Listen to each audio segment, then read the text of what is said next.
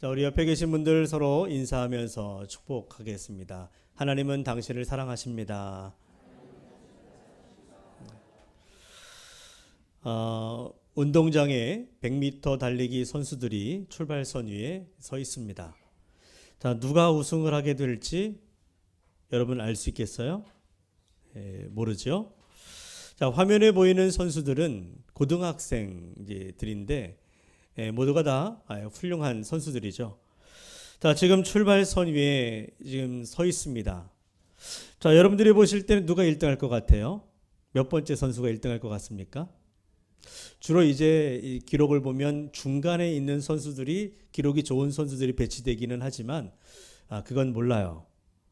물론 선수들의 정보가 있다면 이 선수는 기록이 좋으니 이 선수가 우승하지 않을까라고 하는 추측은 할 수 있고, 이전에 어떤 성적들을 좀 보게 되면 저 선수가 또 이번에는 우승할 수 있겠다, 뭐 이렇게 이제 우승 후보를 점쳐 볼 수는 있겠지만, 때로는 이 경기에는 늘 변수가 있는 것이고 또 가끔은 새로운 강자들이 나타나기 때문에 섣불리 우승을 단정 지을 수는 없죠.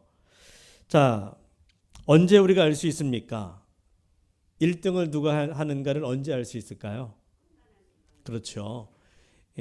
땅 하고 총소리가 울리면 이제 선수들이 트랙 위를 달릴 때, 그 길 위에 있을 때, 혹은 물론 중간에도 알 수 없어요. 마지막 피니시 라인을 통과할 때 결과가 드러나죠. 자, 한번 누가 1등 할지 여러분들 한번 마음에 정해 보셨습니까? 자, 한번 볼까요? 자, 지금은 몰라요. 저 앞에 있는 3번 선수가 앞서는 것 같지만 총알같이 나중에 튀어나가는 선수가 있죠. 자, 여러분, 저는 우리의 신앙도 이와 같다라고 생각이 듭니다. 우리는 종종 예배 중에 또 기도하는 중에 또 찬양하는 중에 주님을 향한 믿음의 고백과 사랑의 고백을 또 드리고, 이렇게 우리가 앉아서 예배 드릴 때는 모두가 다 좋은 신앙인들처럼 보입니다. 다 여러분들이 1등 신자처럼 보인다는 거예요. 자, 우리 찬양할 때 이런 고백하지요. 사랑합니다 나의 예수님, 사랑합니다. 얼만큼요? 아주 많이 찬양, 사랑한다고 고백을 합니다. 또 나 주님의 기쁨 되기 원하네. 그렇게 우리는 주님의 기쁨이 되기를 원하면서 고백을 하죠.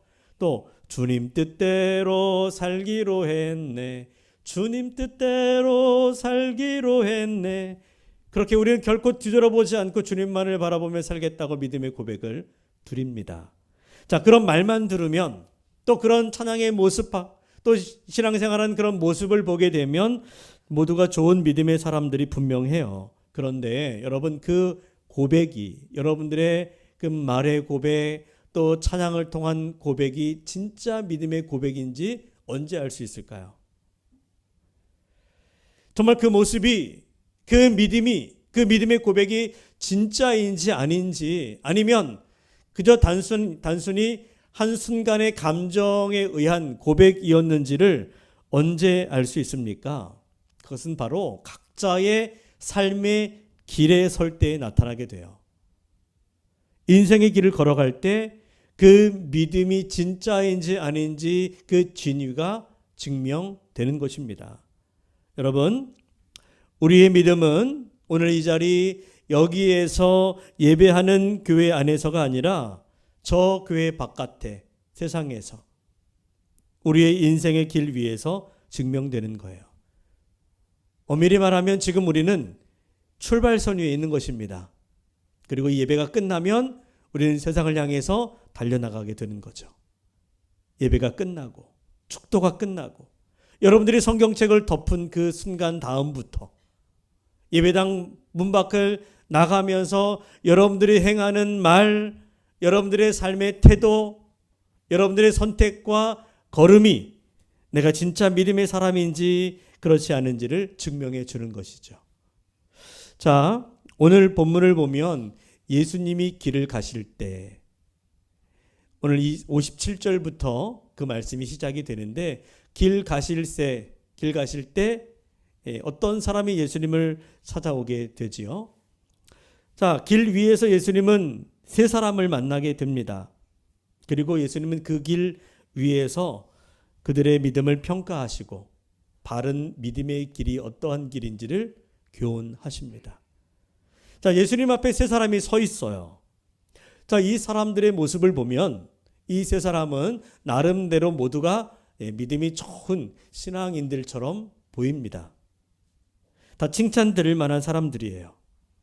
자, 그런데 예수님은 그들에게 의외의 반응을 보이세요.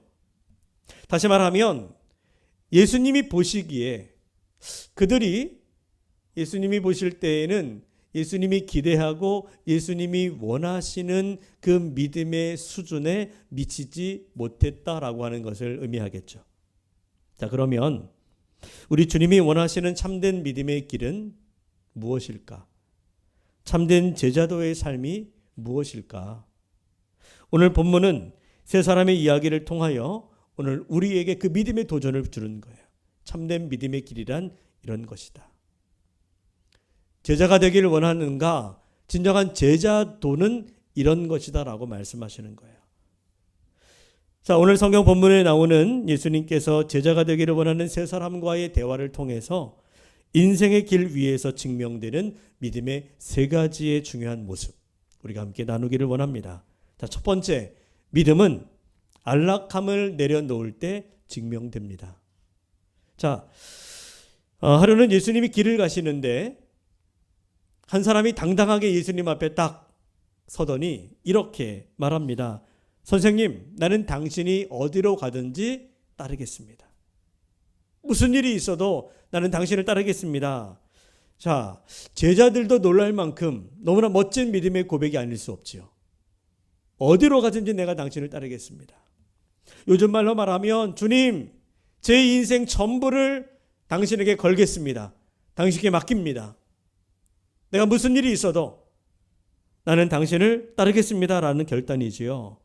자, 이 정도의 고백과 결단의 말을 들었다면 우리 예수님이 전에 백부장이 와서 자기 하인에 대해서 말씀을 드릴 때 예수님이 그에게 뭐라고 말씀하십니까? 내가 이스라엘 중에 이만한 믿음을 본 적이 없다. 굉장한 칭찬을 하셨거든요. 자, 오늘도 예수님이 이 사람에게 뭐 그 정도는 아닐지라도 많은 사람들 앞에서 칭찬하실 법한데 우리 예수님은 뜻밖의 말씀을 하세요. 자, 58절 같이 읽어봅니다. 시작. 굴이 있고 공중에 새도 집이 있으되 인자는 머리 둘 곳이 없도다 하시고, 여우도 자기 굴이 있고 공중에 날아다니는 새들도 다 자기 둥지 집이 있지만 나는 집이 있다 없다? 없다. 나는 집도 없고 가진 것도 아무것도 없다라고 말씀하는 거예요. 자, 왜 예수님은 와서 예수님을 끝까지 따르겠다라고 하는 믿음의 고백, 멋진 고백을 하는 그 사람에게 칭찬하지 않고 감동하지 않으시고 왜 이런 말씀을 하셨을까요? 우리 예수님이 이렇게 말씀하시는 이유는 먼저 예수님은 그 사람의 속마음을 아시기 때문이에요. 예수님에게 찾아와서 어디든 예수님을 따르겠다고 하는 사람의 그 진짜 마음은 아마도 예수님을 따라다니면 나중에 예수님 덕분에 팔자 고칠 수 있지 않을까, 소위 이런 어떤 기대가 있었던 것 같아요. 예수님이 그 마음을 아시고 이렇게 말씀을 하는 거죠. 너가 지금 나를 따르겠다고 했는데 나를 따르면 너가 생각하는 것처럼 결코 팔자 고치고 성공하고 출세하고 명예를 얻고 그래서 남들이 다 부러워할 만한 그런 삶을 살아가는 것 아니다. 머리 둘 곳조차 없는 지금의 나처럼 초라한 인생, 참으로 힘들고 고달픈 인생을 살아가게 될 텐데, 그 길을 가게 될 텐데 그래도 괜찮겠느냐? 라고 묻는 거예요. 나를 따른다는 것은 불편한 길을 걷는 것, 힘들고 어려운 고난의 길을 걷는 것인데 너 그럴 각오가 되어 있느냐? 라고 묻는 것입니다. 자, 그 말을 들은 사람은 물론 어떤 반응을 보였다는 기록은 없지만 아마 그렇게 생각했을 것 같아요. 내가 생각했던 것과는 다르네. 아무 말도 하지 못했습니다. 어쩌면 지금 주님, 내가 주님을 따르겠습니다 라고 고백하는 이 사람의 그 믿음의 결단과 고백은 진심이었을지도 몰라요. 하지만 그는 그리스도의 제자가 된다는 것, 그래서 그분이 따라가는 그 길을 걷는다는 것이 과연 어떤 삶을 의미하는 것인지를 잘 몰랐던 것입니다. 그래서 예수님은 그에게 제자의 길이 얼마나 힘들고 어려운 길인지를 분명히 말씀하신 거예요. 여러분, 우리의 믿음은 우리가 편안할 때보다 무언가를 내려놓아야 할 때 진짜인지가 드러나요. 여러분 믿으십니까?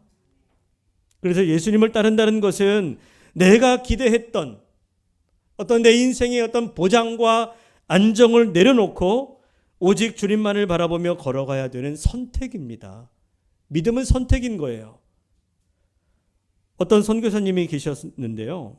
그는 의대를 졸업하고 장래가 보장되어 있는 그런 사람이었어요. 주위에서는 이제 고생이 끝났다.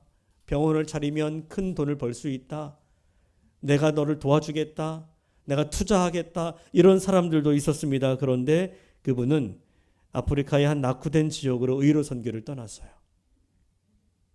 열악한 환경과 더운 날씨, 위험한 질병들이 있는 그곳으로, 부족한 물자 속에서도 그는 그곳에서 자신을 찾아오는 사람들을 돌보며 복음을 전했습니다. 누군가 그에게 물어요. 아니, 당신은 왜 그렇게 좋은 조건들을 버려두고 왜 고생하며 사십니까?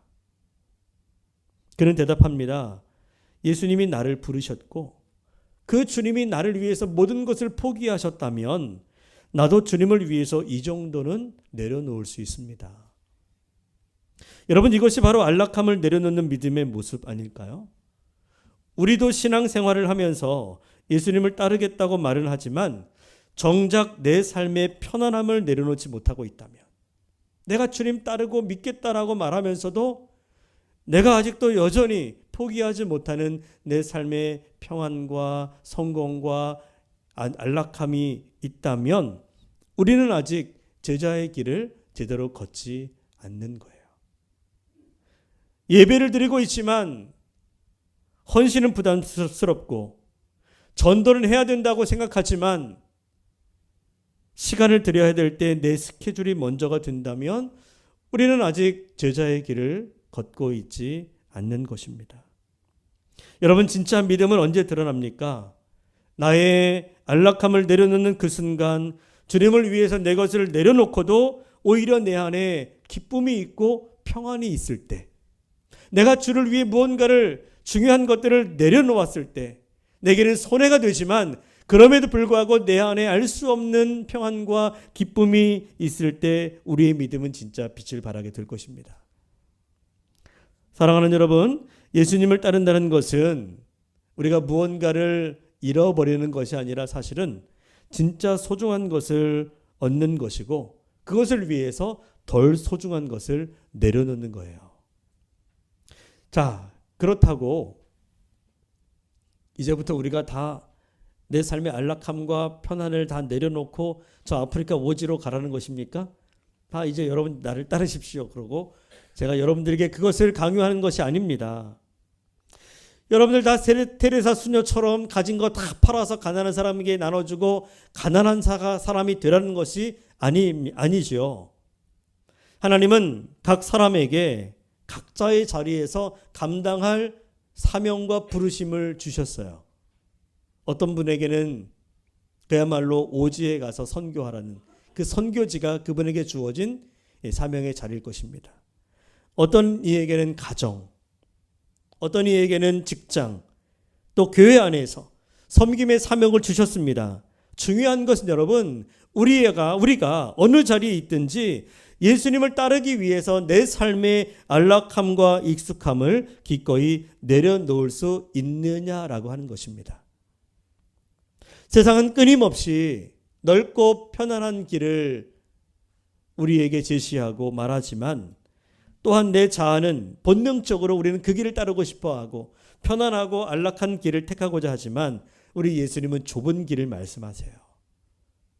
그 길이 외로워 보여도, 그 길이 때로는 손해보는 길처럼 보여도, 험난하고 힘든 고난의 길처럼 보여도, 또 그런 길이라 할지라도 그 길 끝에 우리 주님이 계시고 그 길 위에서는 우리 주님이 함께 하시면서 우리를 격려하시고 도우시기 때문에 우리의 믿음은 그 길 위에서 정금처럼 빛나게 될 줄로 믿습니다.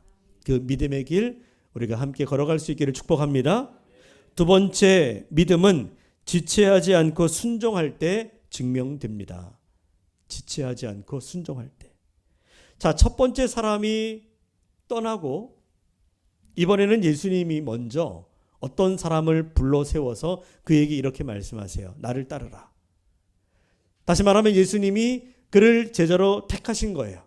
자, 그런데 택함 받은 그 사람이 예수님에게 뭐라고 대답을 하는가 하면, 자, 우리 한번 59절을 읽어봅니다. 시작. 그가 이르되, 또 다른 사람에게 나를 따르라 하시니 그가 이르되 나로 먼저 가서 내 아버지를 장사하게 허락하옵소서. 자, 나를 따르라 했더니 이 사람이 뭐라고 예수님께 대답해요? 내가 먼저 가서 우리 아버지가 돌아가셨으니 장례를 치르고 그리고 나서 당신을 따르겠습니다. 언뜻 보기 당연한 요청이죠. 사랑하는 아버지의 장례를 치르는 것은 자식된 도리로 마땅히 해야 될 일입니다. 자, 그런데 예수님은 그 당연한 일을 하고 오겠다는 사람에게 이해하기 어려운 말씀을 하십니다. 뭐라고 말씀하시죠? 60절 읽어봅니다. 시작. 이르시되 죽은 자들로 자기의 죽은 자들을 장사하게 하고 너는 가서 하나님의 나라를 전파하라 하시고.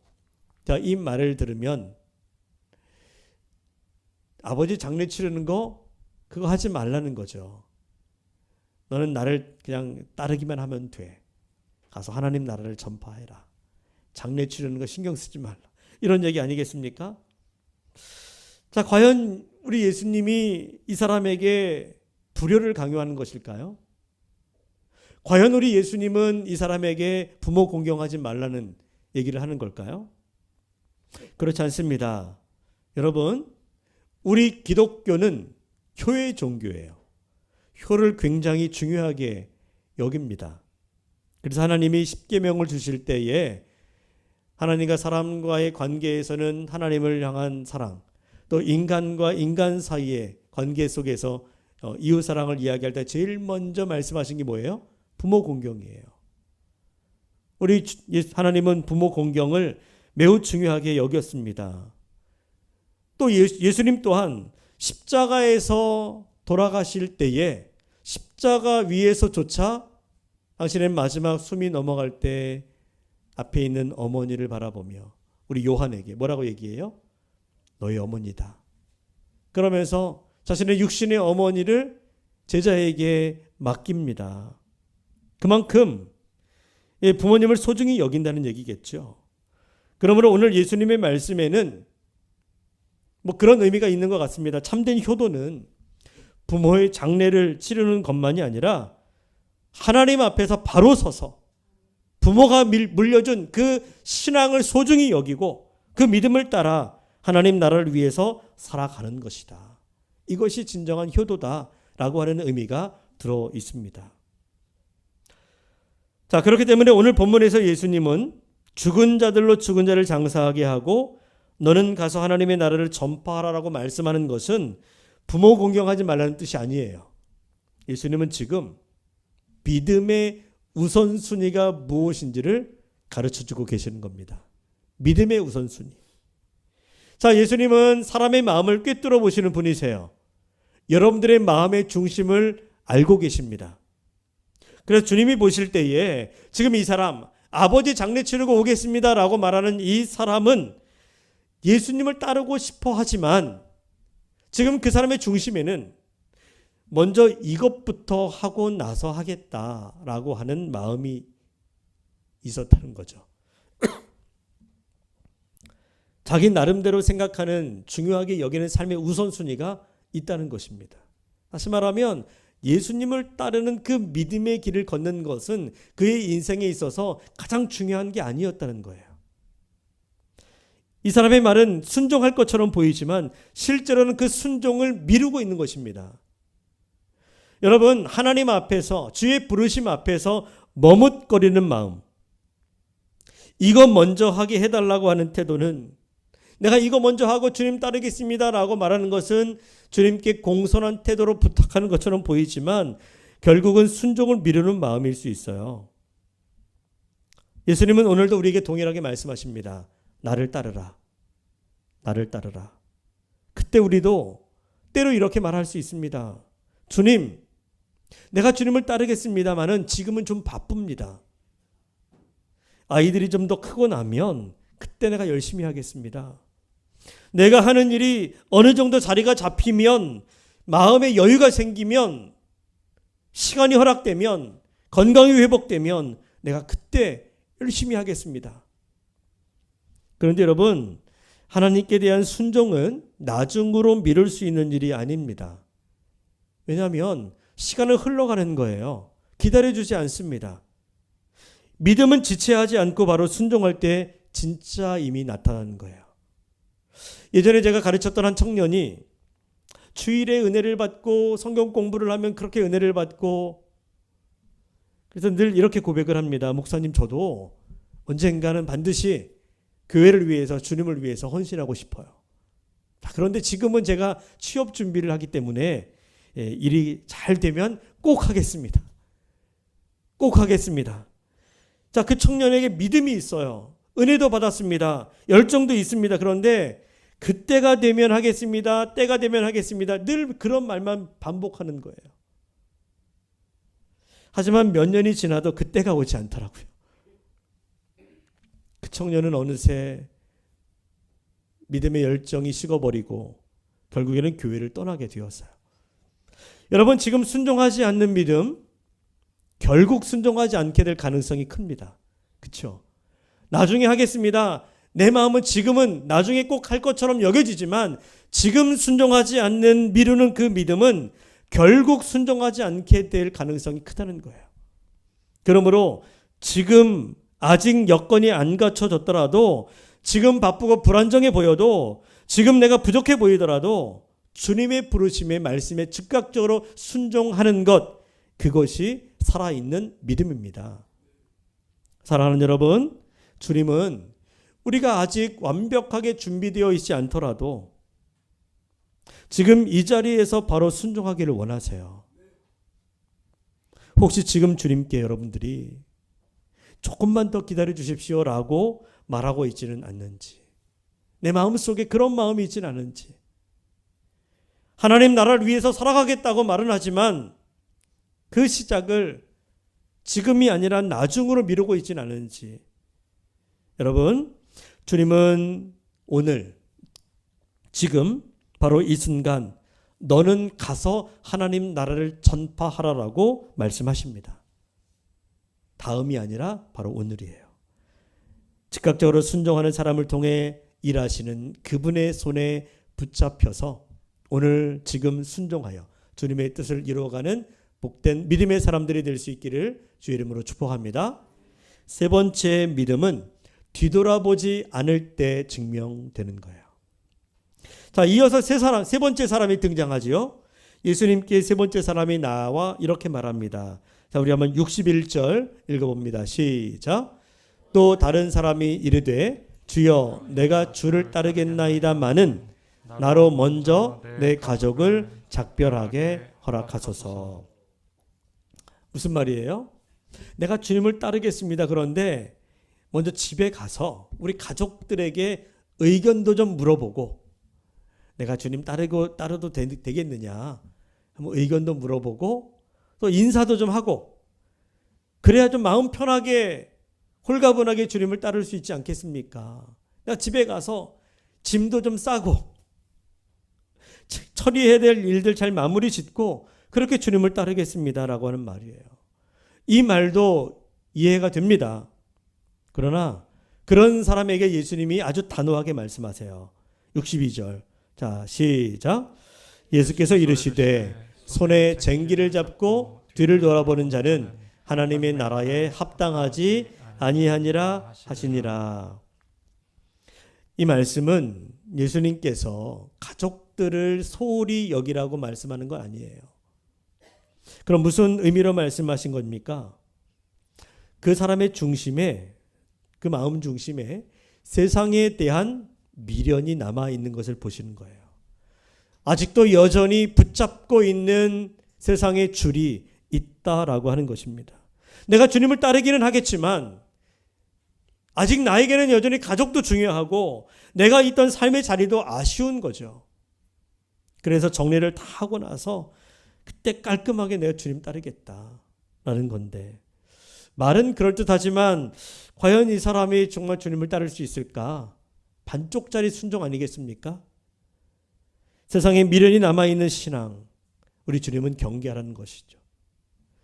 여러분, 밭을 가는 사람, 요즘은 쟁기를 쓰지는 않지만 밭을 가는 사람들이 쟁기를 잡고 이게 밭을 간다고 볼 때에 쟁기를 잡고 앞을 똑바로 바라보고 가야 고랑이 곧고 바르게 만들어지는 거 아니겠습니까?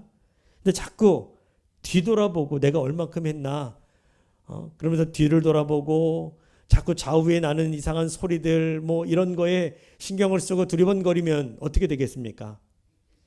똑바로 만들어질 수가 없지요.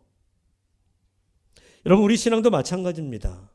자꾸 뒤를 돌아보고 좌우 옆을 신경 쓰면서 이것저것 두리번거리면서 주님을 따라간다? 우리의 믿음도 바르게 갈 수 있는 게 아니라는 거예요. 예수님을 따르기로 마음을 먹고 믿음의 길 위에 섰다면 뒤를 돌아보지 말아야 합니다. 앞을 보셔야 돼요. 위에 계신 주님을 바라볼 수 있어야 합니다. 자꾸 주변의 소리에 신경 쓰지 말고 우리는 주님을 바라볼 수 있어야 돼요. 믿음의 길에서 뒤를 돌아본다는 것은 무엇을 말합니까? 과거의 삶의 미련을 갖는 거예요. 세상이 주는 즐거움과 이전에 내 마음대로 살아왔던 내 삶의 편한 생활을 버리지 못하고 미련을 두고 있는 거죠. 예전의 방식과 삶의 태도들, 내가 내려놓은 것들에 대한 후회, 괜히 내려놓았다, 괜히 포기했다, 그런 아쉬움, 미련이 남아있는 거죠. 그래서 그 모든 것들이 자꾸 우리를 붙잡고 뒤를 돌아보게 만들어 가는 겁니다. 하지만 우리 예수님을 따르는 길은 과거와 결별하는 길이어야 돼요. 단호해야 합니다. 세상 등지고 십자가를 바라보며 주님을 따라가는 길, 그 길이 진정한 믿음의 길이라는 것입니다. 자, 여러분, 우리가 아는 이야기 가운데 성경에 보면 믿음의 길에서 뒤를 돌아본 사람이 있어요. 누굽니까? 소돔과 고모라에서 탈출한 롯의 아내입니다. 하나님이 소돔과 고모라의 악함을 보시고 불심판을 내리겠다고 말씀하실 때에 롯에게 빨리 내가 말한 그 지시한 곳으로 산으로 도망가라. 근데 절대로 뭐 하지 말아라? 뒤돌아보지 말라고 했어요. 자, 그런데 롯의 아내가 산으로 가다가 소돔에서의 삶과 그 안락함, 그리고 그곳에서의 삶의 추억들, 세상에 대한 미련을 이기지 못하고 결국에 뒤를 돌아보고 말았어요. 어떻게 됐습니까? 소금 기둥이 되죠. 자, 창세기 19장 26절. 자, 이런 말씀 우리가 눈으로 확인해야 돼요. 자, 시작. 롯의 아내는 뒤를 돌아보았으므로 소금 기둥이 되었더라. 자, 여러분들에게도 신앙생활을 시작하면서 우리가 지금 믿음의 길을 걷고 있는 것인데, 여러분들에게는 나름대로 신앙생활을 하면서 이 믿음의 길을 걸어가기로 작정하면서 나름 내려놓고 포기하고 뒤돌아선 과거들이 있을 겁니다. 그렇죠? 나름대로 다 있어요. 그렇지 않고서는 우리가 이 길 걸어갈 수 없거든요. 만일 여러분들에게도 그렇게 예수님을 따르기 위해서 이미 포기했던 것들이 있다면 이제는 뒤돌아보지 말아야 합니다. 뒤를 돌아본다는 것은 여전히 거기에 미련이 남아있다는 것 아니겠어요? 미련을 뒤에 두고 살아가면 앞으로 갈 수가 없어요. 오늘 우리의 믿음의 길을 온전히 걸어갈 수가 없습니다. 여러분, 우리는 모두 제자의 길을 선택하고 걷고 있습니다. 그런데 우리의 믿음은 과거를 보면 흔들릴 수밖에 없는 거예요. 그러나 과거가 아니라 주님을 바라보면서 뒤가 아닌 앞을 향하여 나아갈 때 우리의 믿음은 진짜인 것이 드러나게 될 것입니다. 그러므로 믿음의 길이 힘들고 좁더라도 때로는 고난과 어려움이 있다 할지라도 뒤돌아보지 말고 주님만을 바라보며 앞으로 나아가는 우리 모두가 될 수 있기를 소망합니다. 자, 여러분, 오늘 예수님이 걷는 길 위에 세 사람이 함께 있습니다. 한 사람은 적극적으로 내가 주님을 따르겠다고 말한 사람이에요. 또 한 사람은 주님을 따르겠습니다마는 아버지 장례를 치르고 오겠습니다. 또 한 사람은 가족들과 작별 인사를 하고 그리고 내가 아주 깔끔하게 홀가분하게 주님 따르겠습니다. 자, 여러분 생각에는 과연 이 세 사람 중에 누가 예수님을 따르는 진정한 믿음의 제자가 되었을까요? 누구라고 생각합니까? 첫 번째 사람일까요? 내가 주님 따르겠습니다. 두 번째 사람입니까? 주님, 내가 주님을 따르겠습니다만 아버지 장례를 좀 치르고 오겠습니다. 세 번째 사람일까요? 우리 가족들에게 좀 인사를 하고 오겠습니다. 아니면 아무도 예수님을 따르지 않았을까? 자, 그건 잘 모르겠어요. 중요한 건 뭡니까? 중요한 것은 누가 예수님을 따랐느냐가 아니라 너는 어떻게 하겠느냐는 거예요. 오늘 지금 혹시 나의 믿음의 모습이 여기 있는 이 세 사람들 중 한 사람과 같지 않은지, 여러분은 어떤 사람에게 가깝다고 생각하십니까? 예수님은 오늘도 우리를 제자로 부르십니다. 우리는 지금 그 부르심에 응답하여 믿음의 길 위에 서 있는 거예요. 그 길은 안락함을 내려놓아야 하고 지체 없이 순종해야 하며 뒤돌아보지 않는 결단이 필요한 길입니다. 여러분, 믿음은 말로만 증명될 수 있는 게 아니에요. 내가 믿습니다, 신앙 고백했다고 우리의 믿음이 진짜라고 할 수 있는 것은 아니죠. 우리의 믿음은 삶의 선택과 걸음 속에서 여러분들의 인생 길 위에서 증명되는 것입니다. 우리가 지금 어떤 상황에 있든 예수님을 따르기로 결단한 그 길을 여러분들이 끝까지 묵묵히 믿음으로 걷는 제자가 될 수 있기를 바랍니다. 주님은 여러분의 완벽함이 아니라 순종하는 걸음을 기뻐하세요. 영적 순례의 길을 걷고 있는 이 사순절 기간에 주님이 가신 십자가의 길을 따라서 우리 다시 한번 믿음의 길을 걷겠다고 결단하고 다시 새롭게 시작할 수 있는 그리스도의 참된 제자들 다 될 수 있기를 예수님의 이름으로 간절히 축원합니다.